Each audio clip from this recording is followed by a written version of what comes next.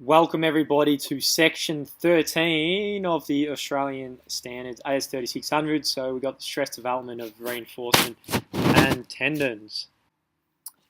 So what is the difference between lap length and development length in steel reinforcement? So lap length addresses the length of bar needed to transfer the stresses to the other bar, whereas the development length addresses the length of the bar needed to transfer the stresses to the concrete.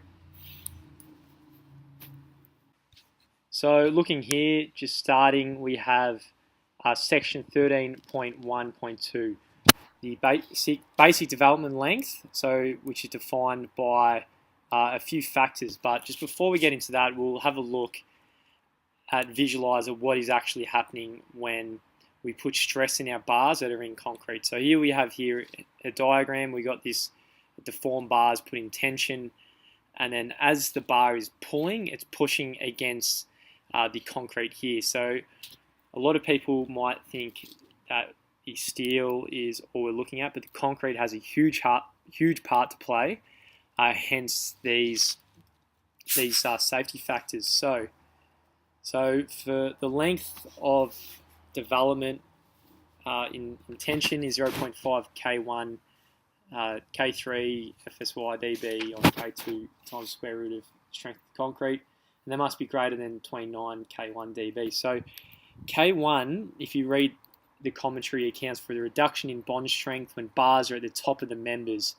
So that might be the case of a beam, so this doesn't apply for vertical elements such as walls or columns. Reduction in these bars is due to settlement of fresh concrete and accumulation of bleed water along the underside of the bar. So again, this doesn't apply to vertical bars. K2 accounts for an increase in average bond stress as the bar diameter decreases. And then K3, this accounts for the area of undisturbed concrete around the bar being anchored. We can see this in the code with figure 13.1.2.3a, which shows the value of CD. So the value of CD here is dependent on the edge distance or the spacing between reinforcement bars. So it's a function of how much concrete we have between the bars. Next we have section 13.1.2.3, which is the refined development length. So the code says where a refined development length is required, the development length in tension shall be calculated from LSYT equals K4, K5 times the basic development length previously calculated. So in this equation, K4 takes into account the average ultimate bond stress when transverse reinforcement crosses the splitting planes, depending on the transverse area of Rio, and K5 takes into account the benefits of transverse pressure, such as PT running in the other direction. And finally, what this equation here shows is the ratio of our length of development we get divided by the length of development required.